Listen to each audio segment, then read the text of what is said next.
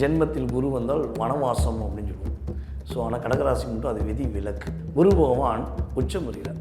So தனக்கு பிடிச்ச வீட்டுக்குள்ளே வரனால கடகராசிக்காரங்களுக்கு இனிமேல் தான் மகிழ்ச்சியை கொடுக்குறாங்க. நான் யாரையும் கெடுக்கலை, என்னை எவனும் கெடுக்காமல் மட்டும் இருந்தால் மட்டும் போதும், அது கொடுப்பாரா இந்த குரு பகவான்?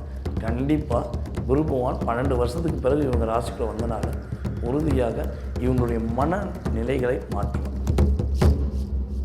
ஏன்னா கடகராசியை ஒருத்தவங்க நேசிக்கிறாங்க, ஒருத்தவங்க லவ் பண்ணுறாங்கன்னா அவங்க போன பிறகு புண்ணியம் உண்டு.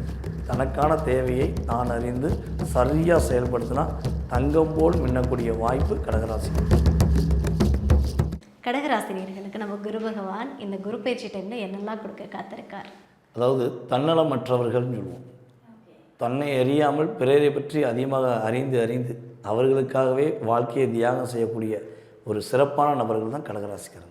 ஸோ இப்படிப்பட்ட கடகராசி என்பவர்களுக்கு நீங்கள் கூட்டு வச்சு கேட்டிங்கன்னா தெரியும். அதாவது மகர ராசிக்கு 7.5 சொன்னாங்க.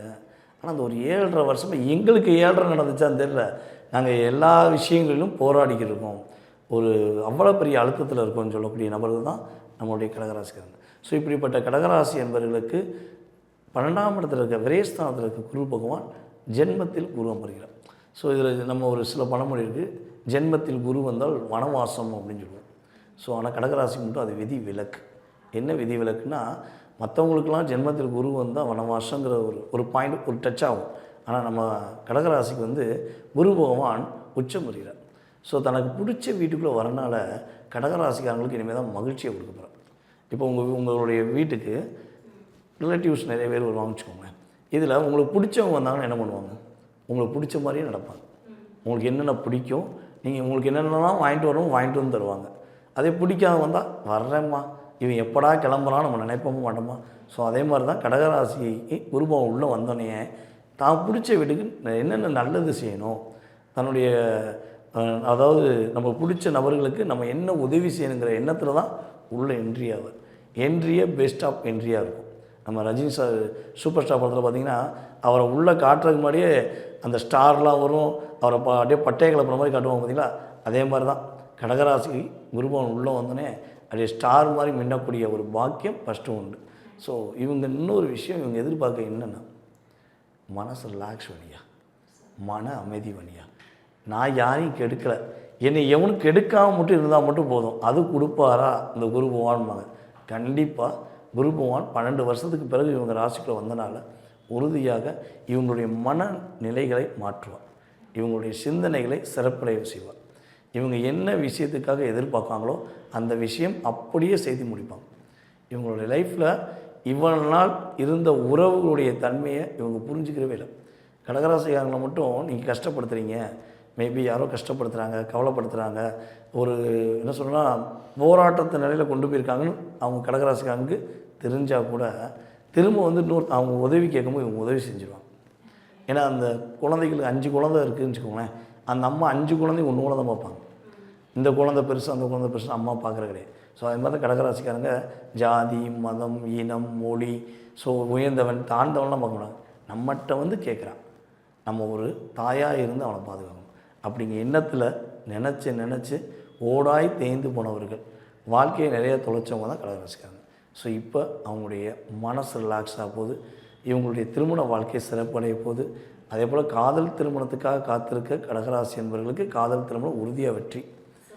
போன வருஷம் தாங்க காதல் போச்சு, போன மாதம் தாங்க என் காதல் கட்டாச்சுன்னு நினச்சாங்கன்னா இவங்களை விட்டு போனவங்க ஒரு பாக்கியவதி கிடையாது, ஒரு பாக்கியசாலி கிடையாது.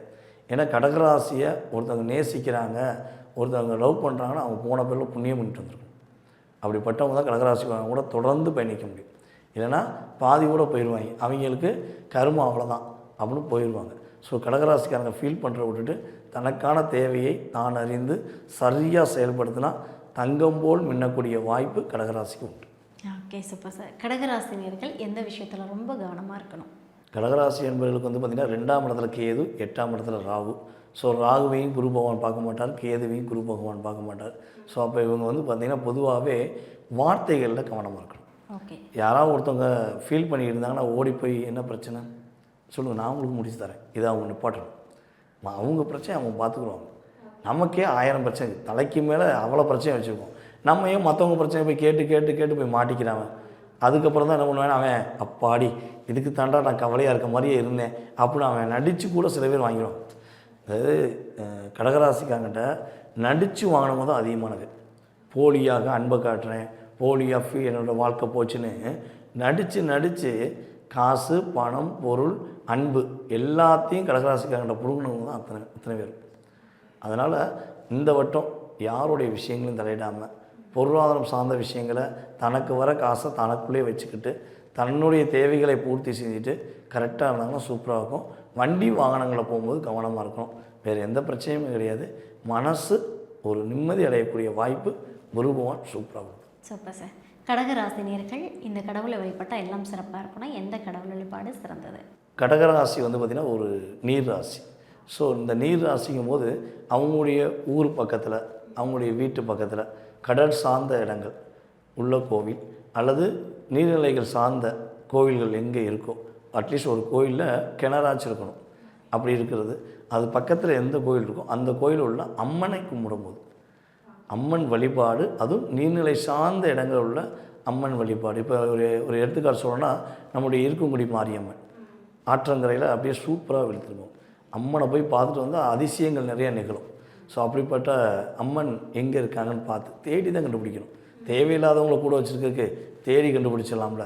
ஸோ தேடி கண்டுபிடிச்சி கும்பிட்டாங்கன்னா கடகராசிக்கு குருவுடைய அருளும் அம்மனுடைய அருளும் சிறப்பாக கிடைக்கப்பட்டு நிம்மதியாக இருக்கலாம். சூப்பர் சார், அருமை.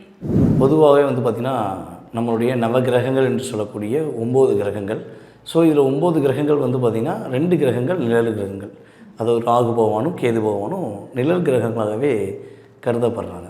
ஸோ மீதி உள்ள 7 கிரகங்கள்னு சொல்லுவோம், இது ரியல் கிரகங்கள். ஸோ இந்த கிரகங்கள் பார்த்திங்கன்னா மிக சுப கிரகம் அப்படின்னு சொல்லுவோம். அதாவது டோட்டலாகவே சுபத்தன்மையில் உள்ளவர் நம்மளுடைய குரு பகவான். ஸோ அப்படிப்பட்ட குரு பகவான் இந்த 2026 ஜூன் மாதத்தில் கரெக்டாக நம்முடைய மிதுன ராசியில் இருக்க குரு பகவான் கடக ராசிக்குள்ளே வரும். அதாவது காலச்சக்கரத்துக்கு 4ஆம் இடம். ஸோ இந்த 4ஆம் இடம் ஏன் மெயினாக சொல்கிறோம்னா, இந்த 4ஆம் இடத்துக்கு வரதான் மிகப்பெரிய ஒரு யோகம். கிட்டத்தட்ட 12 வருடத்துக்கு ஒரு முறை தான் கடகராசிக்குள்ளே தன்னுடைய உச்ச வீட்டுக்கு வருவார். கடகராசியில் குரு பகவான் உச்சம்னு சொல்லுவோம். ஸோ எப்பயுமே நல்லது செய்கின்ற குரு பகவான் இப்போ ரொம்ப ரொம்ப நல்லது செய்யப்படும். ஸோ அப்படிப்பட்ட தன்மை தான் இந்த குரு பயிற்சி மூலமாக உலகியல் ரீதியாக நிறைய மாற்றங்கள், நிறைய முன்னேற்றங்கள் நம்மளுடைய 12 ராசி நேயர்களுக்குமே எது கிடைக்கல, எது எனக்கு கிடைச்சா நல்லாயிருக்கும், எது என்னை விட்டு போனால் நல்லாயிருக்கும் அப்படின்னு ஒவ்வொருத்தவங்களுக்கும் ஒவ்வொரு எதிர்பார்ப்புகள் இருக்கும் இல்லவா? அந்த எதிர்பார்ப்புகளை நிறைவேற்றக்கூடிய தன்மையில் குரு பகவானுடைய அற்புதமான பார்வைகள், உச்ச வீட்டிலிருந்து அவருடைய அற்புதமான பார்வையான 5ஆம் பார்வை, 7ஆம் பார்வை, 9ஆம் பார்வை. ஸோ இந்த 3 பார்வைகள் மூலமாக படாத பாடுபடக்கூடிய என்னால் வாழவே முடியல அப்படின்னு நினைக்கிற எந்த நேர்களாக இருந்தாலும் சரி, அவங்களுடைய வாழ்க்கையில் ஒரு நேர்த்தியான ஒரு வாழ்க்கையை அற்புதமாக அமைச்சு கொடுக்கக்கூடிய செயல்பாடு இந்த குரு பயிற்சிக்கு மேலும் உண்மையிலே சூப்பர். Okay, super.